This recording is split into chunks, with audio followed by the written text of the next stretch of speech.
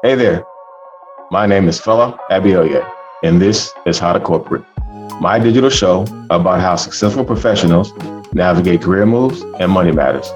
Today's topic, how to succeed in healthcare with my guest, Dr. Kecia Kelly. So welcome back, folks. Appreciate you. Thank you for joining us today. Going to get into a topic about healthcare, especially in today's world. The pandemic, healthcare is all around us. That's all we're talking about is people's health. And I think today is going to be a very special topic because we don't really talk or think about the business of healthcare and all the things that folks have to go through on that side of the world, right? I mean, if you work in a healthcare space, you probably do. And you probably know folks who work, whether it be your local doctor or your nurse or whatever the case may be. But I think it's really cool to see what the perspective looks like from the business aspect of it. So got Dr. Kelly here as my guest. She's a senior vice president and chief nursing officer with the hospital, has a ton of medical experience, has a really great background. And just first and foremost, want to thank you, Dr. Kelly, for joining me today here on the podcast. So thank you so much, first of all. I guess kick it over to you for a second. Maybe you want to give a little bit about your background and before we kind of get into it. Okay. And just to clarify, in my current role, and I am a chief nurse, but over a healthcare system. Healthcare system. So let me make sure I educate myself. Got you. I got a bunch of hospitals. So we'll leave it at that. So, more than one. But nonetheless, more than one. Yeah. Just with that perspective. But nonetheless, I've been a nurse for, almost 30 years. I'm losing count. It might be 29. But I started my career in the military. Started as a commissioned officer in U.S. Army Nurse Corps and did that for a good 6 years. And then I was in the pharmaceutical industry, which I know that you have some questions about that. So we'll get back to that. But took a little break and got into that industry. But that industry is really what opened my eyes up to the business side of healthcare. So when I did get back into nursing and was at the bedside and back into management pretty quickly, I decided that I needed a business degree. So I went back and got a master's in business administration and with a focus in healthcare management, because I really felt like nursing, after being away for 8 years and being in a management role, I realized that there was so much accountability, not only to quality and patient safety, but that I was basically the CEO of that unit. And I wanted to have that degree to be able to do that. So I got that degree, and then I got that itch that, I think maybe I want to be in the C-suite.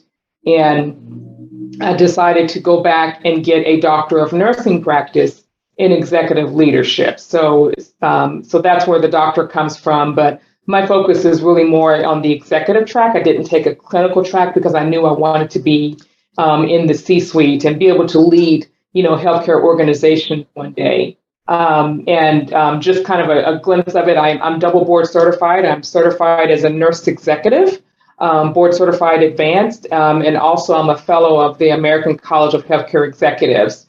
And I only bring those things forward because there was two reasons why. One was that I felt that if I was going to lead in this space, I needed to lead by example by practicing at the top of my profession, but also to be double board certified, not only as a nurse executive, but as a healthcare executive.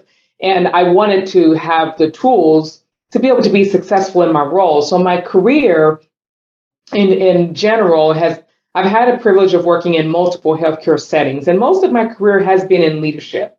But I've worked in the for-profit healthcare system. I've worked in the Department of Defense, of course, being in the military. I've worked in a county healthcare system. I've worked in integrated, not-for-profit, fee-for-service, Catholic organizations, integrated organizations such as Kaiser. So I have a very diverse healthcare background. So I have this gift of being exposed to not only different organizations, but different types of leadership styles that has really shaped me into the person that I am today. Awesome. Well, now I really appreciate that. I mean, like you said, you've got an extensive background, with the education piece and administrative piece and the leadership piece. There's so many different elements that kind of go into it because, like you said, for your, layman's, I guess for like myself, when you think about healthcare, I mean, you just think about maybe just the medical side and the patient, interaction side to it. But there's, at the end of the day, you need all the elements, right, in order to have a, well-run system, right? So that's really awesome. So I know you kind of mentioned it already, but you got your start, in the military, right? And you did pharmaceutical sales, and then you went to nursing school. So just those three different areas seem to be so different, right? Like, what made you want to make that kind of a jump? Well, I actually went to nursing school first. So, Okay. that's where I got my undergraduate degree. My bachelor's is in nursing, but Mm. I was in an Army ROTC nursing program at TCU. And so when you're in ROTC and they pay for you to go to school, you pay them back by serving. And so that was Gotcha. my means of getting my education. Mm. Um, and I knew that I always knew I wanted to help people. So that's how I ended up in nursing. And my father is a retired Air Force veteran. And so I knew I wanted to serve my country. That was always what I wanted to do. So for me, it was the best of both worlds. I get to help people and I get to serve my country, and be a commissioned officer and doing that. So that's how that happened. Gotcha. The pharmaceutical leap was an interesting one in that, I was a high achiever in the military. I was definitely in the top 5% as an officer. I worked for a general one of those years as a general's aide, which is it's like the highest. It's just a prestigious role to have, and was really destined. I was going to be a general one day. I mean, I was on that track, and I think if I'd still be in, I'd be a general, and I already know that. Um, but I burned out very early. When you're an officer in the military, and nursing, you're automatically put in charge.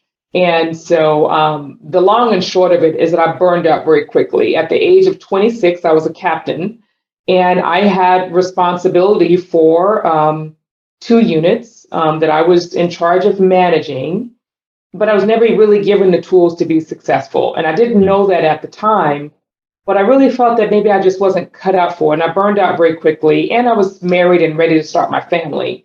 So pharmaceutical industry was a way for me to pivot and stay in healthcare. And at that time, they were really looking for military people. So I put 8 years in the industry.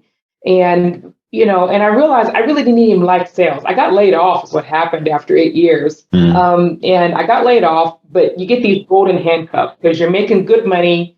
You got great stock options. Mhm. And so, but the long and short of it is that when I got laid off, it was great. It was fine because I had a nice severance package and I had about a year to really figure out what it is I wanted to do.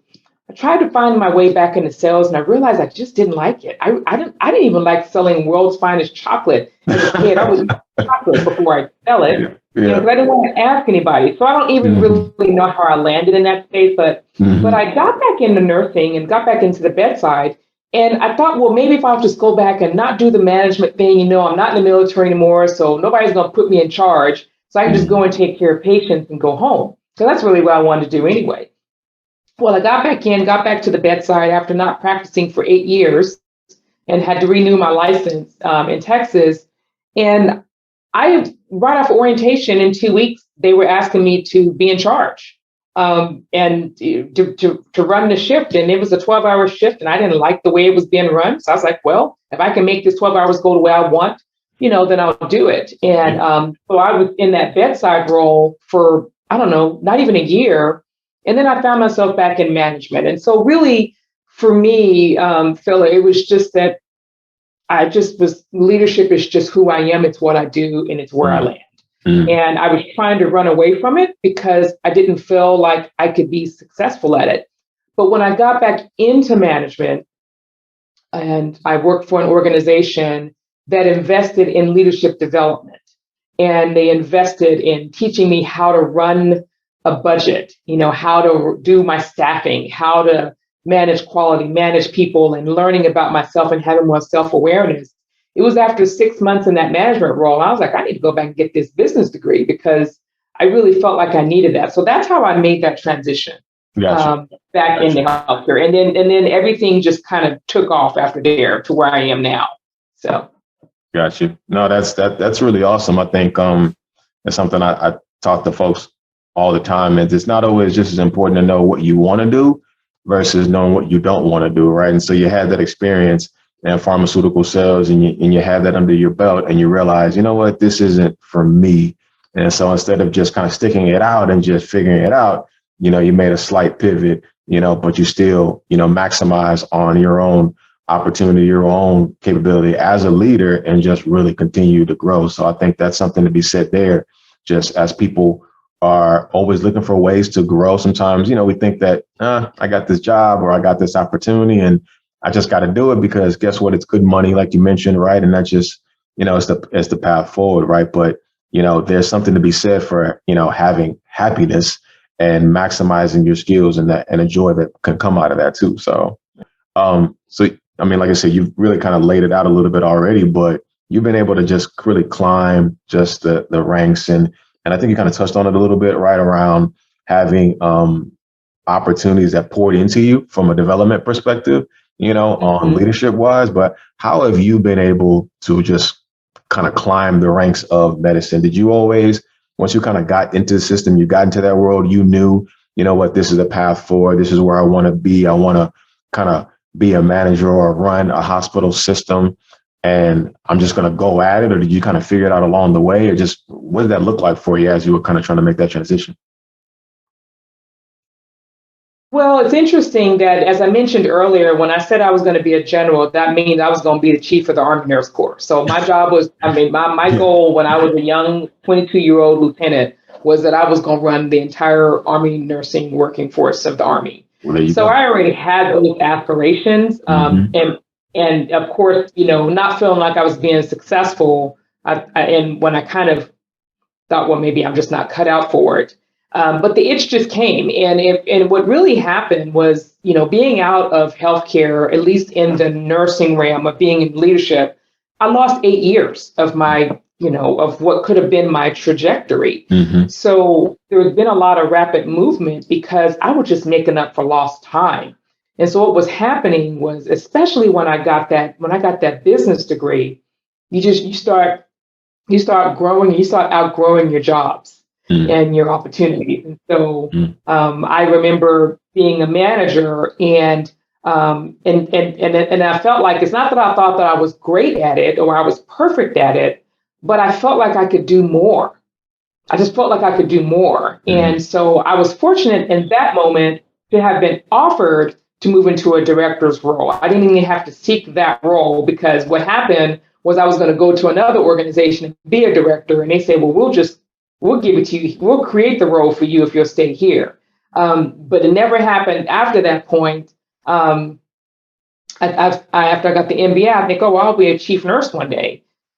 And so the long and short of it is that the climb has been fast, but it has not been easy. Gotcha. It hasn't been easy for me. And so you probably saw on my LinkedIn profile, there's a lot of movement on my resume, and all the movement is upwards. But, as an African-American woman, I will have to tell you that a lot of that movement is because of the presence of a glass ceiling that came very quickly. And I learned very quickly that, and what happened in one of my roles, that I was positioned to be the next vice president. And when the vice president was promoted, instead of allowing me to apply for that position, they just eliminated the position. So there was no position for me to apply into. Wow. And so I just left the organization and took on an assistant vice president role in another organization. And then I was in that organization, and I had just about to finish my doctorate, and and I was there for almost 2 years, and the assistant chief nursing officer would have been the next role for me. And they actually called me into the office and told me that they were promoting someone else into that role. And so I was never even given a chance to interview for the role. And they gave it to someone else who had just gotten her master's. And I had just gotten my doctorate, mind you. So I was like, okay. So I just picked up all my little skills and I leave again. So it happened again. I got to Colorado, and I was supposed to be I was an assistant chief nurse for 2 hospitals there. I was supposed to be the chief nurse of one of the hospitals. I was going to be the interim. And the weekend before I was going to start, they said, we're not going to give it to you. We already promoted somebody else, but we need you to go over there and help them. Train them up for the So job we that trained you're them supposed up to for the get. job. Wow. Yeah. Yeah. So there was a lot of stomach punching that happened. Mm-hmm. So I went over there. I cried, but I went over there and I did a good job. Yep. But when I went over there, I started applying for my next roles. And so I finally crashed the ceiling and became a chief nurse. And so that's where I landed at that position out in Hawaii. And so it's like there's like a really thick, almost like a plexiglass ceiling that gets crushed to get into the C-suite. You know what I mean? Because with us, particularly with women of color, they like for us to all be right around here in these kind of director manager roles, but no one wants to let us into the C-suite. Gotcha. And so what I learned, and my military background helped me with that, is that if I wanted to grow, I had to be willing to go. And so that's why you see Hawaii. Got you. And now where I am now is that my husband and I just, he's a Marine. And so we just used to move in. I'm like, okay, well, and so I got into a position where I have a suitcase of skills and abilities and degrees and certification. And now I'm at a point now where I just offer it. Hey, if you want it, hey, I'm here. I can help you. Oh, not okay. Well, let me pack it up. Let me go give it to somebody else who wants it. So, yeah, no, that's awesome. I mean, you dropped a lot of, I think, key gems in there, and I don't want folks to miss that. If you got to be willing to grow, you have to go, right? So, and I think that's real because a lot of times we get comfortable, right, in a situation where we're happy about what we're doing, we like the organization that we work for. But, we all want more. We all aspire to have more. But, sometimes you're in situations or you work for employers that promise you things or tell you that, hey, you just do this and you'll get there, or you do Y and you'll get there, but it never happens. And it just keeps getting that can, just that carrot keeps just dangling, and they keep kicking that can down the road. And then sometimes folks just, stick it out. Right. And so they almost get bogged down with the idea of like, oh, I'm gonna have to start over, and I've got to go to a new place and I don't know anybody there, or maybe I got to learn new systems or a new skill set, and I don't really want to go through all of that. And so, but like you mentioned, you had a goal in mind. You saw, where your capabilities could take yourself, and you went there until you reached it. And so, again, I think that's really inspiring, honestly, to see, because I know plenty of people who work in healthcare, systems, but I personally don't know anybody who's at the executive level at all. So, and like you mentioned, right, because there's so few, it's like somebody's got to be the one to break the glass ceiling. And so, I think it's awesome that you were able to kind of create that path. So, so that kind of leads me then to one of my questions here is around, politics. Like, clearly, to me, politics clearly plays a role in everything. I don't care where you work. I don't care what you do. Politics is always a thing. As long as you work with people and people are going to people, and politics is always going to play a factor there. But I guess from your perspective, from your background, like, how did office politics maybe either help you advance or maybe not so much? And how do you think that kind of played a factor? Well, a lot of what's happened to me and not happened, or what has happened in my career, a lot of it has been politics, and I've learned, and a lot of and really, unfortunately, by getting punched in the stomach a few times and realizing that, a lot of the missed opportunities for me were not necessarily because of my ability to do the job, but it's because it was always somebody wanting to take care of somebody else. And really doing that. So, for me, first of all, I'm very private at work. There are some very surface things that I'll talk about in my personal life, like fitness. And I may talk about the fact that I have a husband and kids, but I unfortunately had to start keeping people at kind of an arm's distance. I have an ability to connect and be compassionate with people, but still not be very private, because unfortunately I learned that a lot of times it was used against me Gotcha. in some way. So I got very private, but it's interesting. But I also understand the importance of relationships. And so what I would try to do in building those relationships is trying to understand and get to know people and hear about their stories and connecting with people through stories. Why did you get into healthcare? What drives you? And for me, a lot of my politics was in how can I partner if it was one of my direct reports or somebody on my team, how can I help you be successful? If it's a colleague of mine, it's how can I partner with you so that we can be successful as a team? Or if it's my boss, it's what do you need from me to help us in this organization be successful? And really positioning myself that way. And that's really how I did my politics there. I really personally, I'm not going out to play golf. Yeah.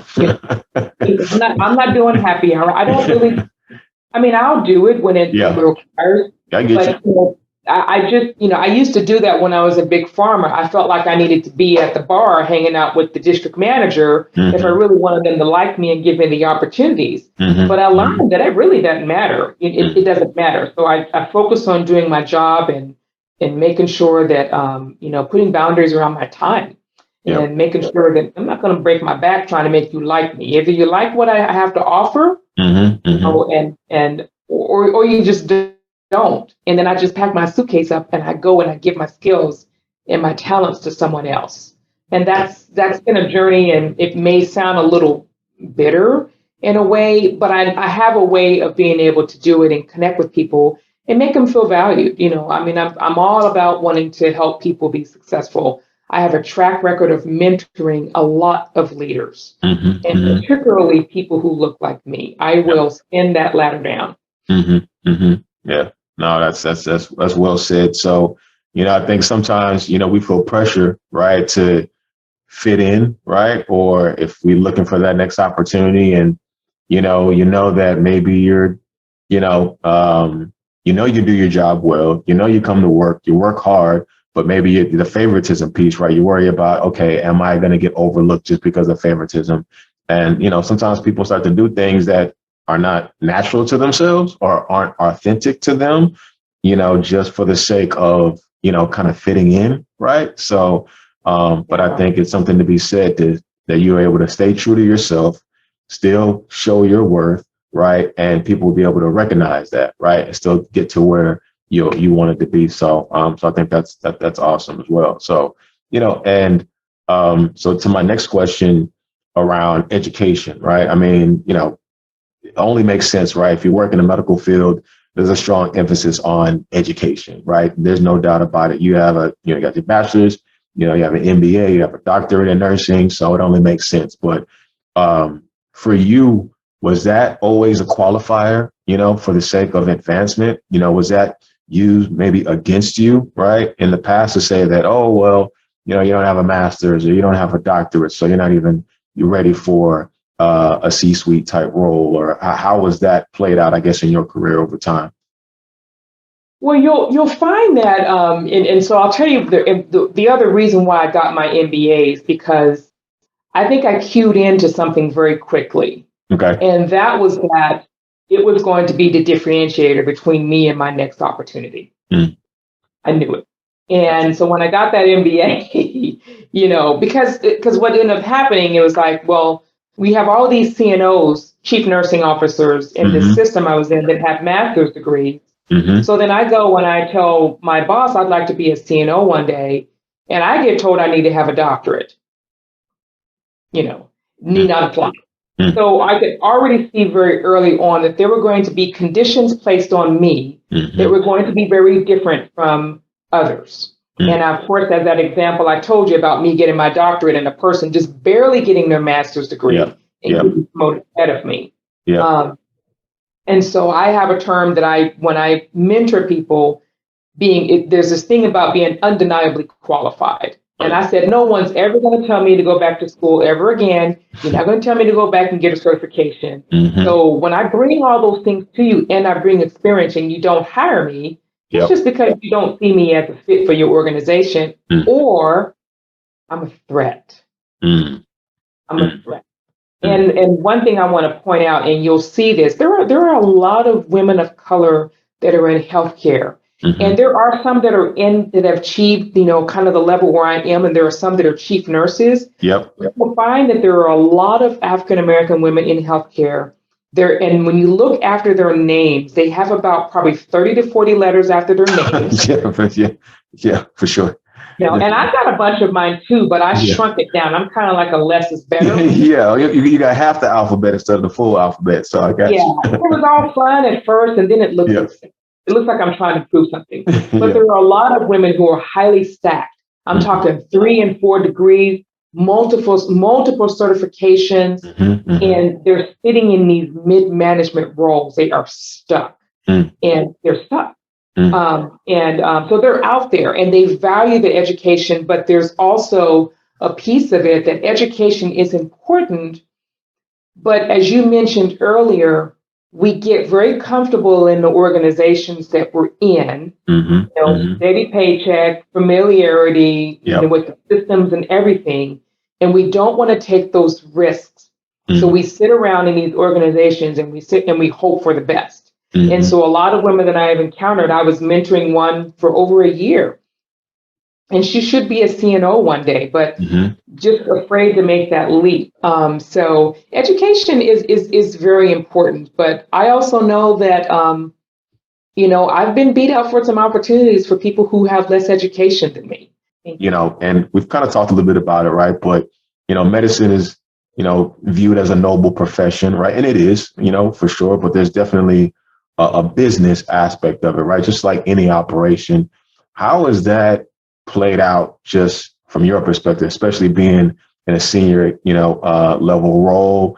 And, is there some type of expectation on number of beds filled or number of patients one has to see? Is there any kind of like overlaying pressure that you kind of have seen in your past experiences, just working in this system?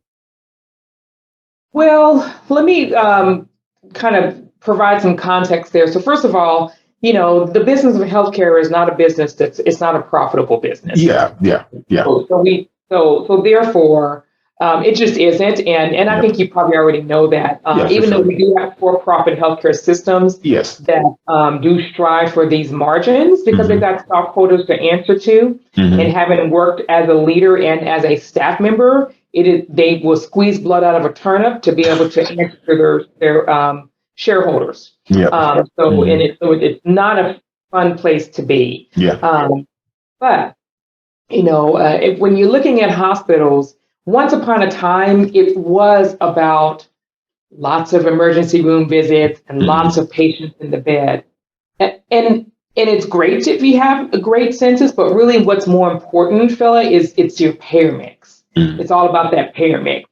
So let's just say if you've got a hospital that's a 200-bed hospital and they run about 90% capacity every day, you may think, oh, wow, great. We got lots of patients. We're taking care of the community.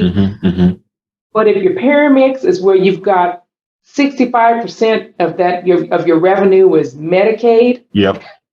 And then, and then you got 15% that's self-pay, and self-pay in healthcare is no pay. That means I don't have the money. So we're going to have to write that off. And then you've got that other small margin where you make your money off is in managed care. So what I say is that in terms of healthcare is that, we can't control who comes into our doors. We have an obligation to take care of them, whoever comes through our emergency departments. But, we have strategies on how we try to tap into different markets to better diversify our payment portfolio. So those are things that we have some control over, but not a lot. So what are the things that we do try to control, which helps to keep us viable? Well, you'll hear that labor is about 60% it's the most controllable line item on any budget, and it's the most expensive and it's the most controllable. Makes sense. So probably one of the most important things we do is around managing our labor and making sure that we have the right amount of staff for the right amount of volume that we have. And then, of course, there's the pay practice and stuff as well, too. So that's one piece of it. Then there's also the supplies and expenses. So your supplies, And so if your volume is up, you would expect your supply expenses to be up. But if your volume is down and your supply expenses are high, then something's going on. You probably don't have good contracts in place. So you start making sure you're managing your contracts. So, and then you have this other piece around how you're managing your physician contracts as well, too. And do you have, when you're managing your physician contracts, to have the right business coming into your hospital? Are they being productive? Are they? So there's a lot of pieces. And even though I'm in a system chief nursing officer role now, my previous role was as a chief operating officer and a chief nurse. So I managed the day-to-day operations of 2 hospitals in a city prior to moving into this role. So very much as a chief operating officer, my job is to operationalize the strategic plan, but also to control expenses in a hospital. And so that's what I did. So it's very complex. And now we're in a period of time because COVID has really impacted healthcare. A lot of people, when they lost their jobs, they lost their insurance. And so, but you still got to take care of your patients and the people that are in your community. So we saw a major shift in our payer mixes in these hospitals. So people who were normally came in and they had Blue Cross Blue Shield, they'd come in our door as self-pay or as Medicaid or Medi-Cal. And when I was in California, at best you're going to get 10 cents on the dollar. At best. Really? When you get managed care, you may get 75 to 80%, just depending on your contracts on that dollar. So we're faced with those things now. So really in healthcare, it's not really just about hospitals. It's about that full continuum of care. We need to be managing the diabetes and heart disease and high blood pressure and all these things. They need to be managed in the outpatient setting, so these patients don't land in our hospitals. And so there has to be more. You hear about preventative care and all that, but we really have to do better about that. And hospitals are now considered that they should be a last destination place for you to go. If you're landing in a hospital, you got to be pretty sick. And now we're seeing that now because COVID happened. People delayed their health. They delayed going to the doctor. So people were coming to the hospitals and not only sicker, but I hate to use the term, they're a little more broke than they were before. So the cost of their care is higher and they don't have the insurance coverage that they had before. And so the hospitals, but we got to take care of them. So we still got to pay for that. So it is, I can talk all day about that. We're going to stop right there. No, that's it. No, it's good context though, because, we don't always think about this, right? I mean, people just, I don't know if it's just society or what it is, but, we go to the hospital, we go to the doctor and we just expect to get taken care of. And we don't always think about all the inner workings, the business of how it all operates, how this system works in order to be successful. And the pressures, honestly, that you guys have to face constantly day in and day out in order to do your job, And so, it's a beast, so to say the least. But, like I said, that kind of brings me to my other point about, COVID and the pandemic. I mean, this has been unprecedented, year and a half, right? So something that I don't think any of us have ever lived through, and hopefully none of us will ever live through again once we finally get past it. So, your world has clearly been upside down, right, through all of this. So I guess I'm wondering, just from your eyes, your perspective, what's maybe some of the most significant changes, or how have things evolved from a pre-pandemic to post-pandemic world, in the hospital system? Well, I think that one of the biggest things we saw in healthcare that changed as a result of COVID was, you hear about telemedicine and video visits and phone visits. And, everybody wanted to be in a doctor's office. Everybody wanted to be in a hospital to be seen. But of course, and so there were all these virtual healthcare platforms that were out there. And some of them were catching on and some of them weren't. And people were like, no, I need to be in the room. Kind of like before online learning, everybody needed to be in the classroom. Both of my degrees, my PMP and my MBA, they're 100% online. And so the whole point is that what we saw happen is a major shift to virtual healthcare.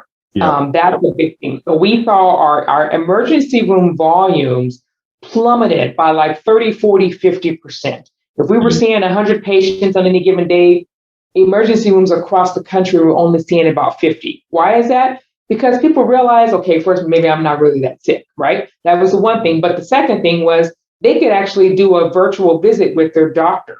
So that was one of the big changes that we saw in healthcare, is that the things that we couldn't get our arms wrapped around, the pandemic forced us there. And so there's this term one of my colleagues uses, and it's called a crisis is the mother of innovation. Crisis is the mother of innovation. And in times of crisis, people start innovating real quickly. Oh, for sure. Right. And so that was probably one of the bigger things that I saw that changed. And it was for good. I can tell you, I was a member of Kaiser, even though I used to work for them. But, you know, and I mean, I never got COVID. I was blessed. My husband never did. But I didn't go into the hospital. I set up a phone visit with my doctor, and I said, hey, these are my symptoms. And she wrote a prescription for me. And then I got to pull up into the pharmacy and send somebody in to get my drugs and come out, you know. And so that's where that was a big change. It needed to happen. We needed all the people in them hospitals. They needed to be at home anyway. 1,000% agree with you there. And as I kind of bring this whole thing to a close, you know, for anybody out there listening that are watching and they want to, you know, take your path, and they want to be able to move up in the ranks and, you know, on the administrative side or the business side of healthcare, you know, any recommendations or tips that you've had? I mean, you've already given a lot already, but maybe just any kind of closing tips, you know, for folks to kind of take away from here. I mean, I think that what I would say for anyone listening is that, you know, just don't be afraid of change, you know. And I think that that would be the one thing I would say. I mean, certainly, you know, education is important. If you're in a profession that requires a certification, I still do believe in it's not about having the letters, but it's about having a portfolio that demonstrates your commitment to your profession, whatever that profession is. I would say that. But I would also, I said it earlier, if you want to grow, sometimes you have to be able to go. Don't get stuck and be comfortable and complacent. The moment that you see the glass ceiling, and when we see it, we just sit around and we talk about it. We don't do anything about it. Is that it's okay we have to start seeing ourselves as someone that has something to offer an organization. It's not about what they can do for you. Is what can you do for them? And if they don't want your skills and your talent, and if they don't want it, pack it up and go somewhere else. There is someone else out there who will appreciate what you have. And my last point would just be to be authentic and be yourself. Somebody will buy what you're selling. You don't have to change who you are or how you show up for somebody to buy it. And be unapologetically bold and confident in who you are, and don't minimize yourselves to make other people feel comfortable. Awesome. Man, thank you so much, Dr. Kelly. You've hit a lot here. I really hope folks that are listening, especially working in the healthcare space, feel inspired by this, because this is the kind of stuff that people need to hear. We don't always have people like yourself it's, you know, simple interactions with, to kind of have someone encourage you, or have somebody who's done the job or who laid down the path, and to say, you know what, she's done it, why can't I do it? Right. So that's why this, you know, platform for me is so important, to be able to put voices like yourselves, you know, here in order to get that out to the masses. So thank you so much. Really love all of this. So again, closing out here, is there anything that you want to share about yourself, or, you know, or if folks want to reach out or anything else like that? It's up to you. Well, I mean, I'm on LinkedIn, so I'm pretty active on LinkedIn. I probably do more lurking and looking and liking. I do post every once in a while. So, I mean, I welcome people to, you know, if they want to learn more about me, you know, that's a place to go. And I'm pretty responsive to inbox messaging as well, too. I don't have anything else to sell. I don't have a business or anything. I'm in the business of promoting myself. That's about it. There you go. I'm happy to connect on LinkedIn. Awesome. Thanks so much, Dr. Kelly. Appreciate it. All right, bring this thing to a wrap. Thank you so much, guys, for listening. Tune in next time. Hey, thanks for tuning in. For more content, please click the subscribe button and follow us on all social media platforms at How to Corporate. Until next time, keep building.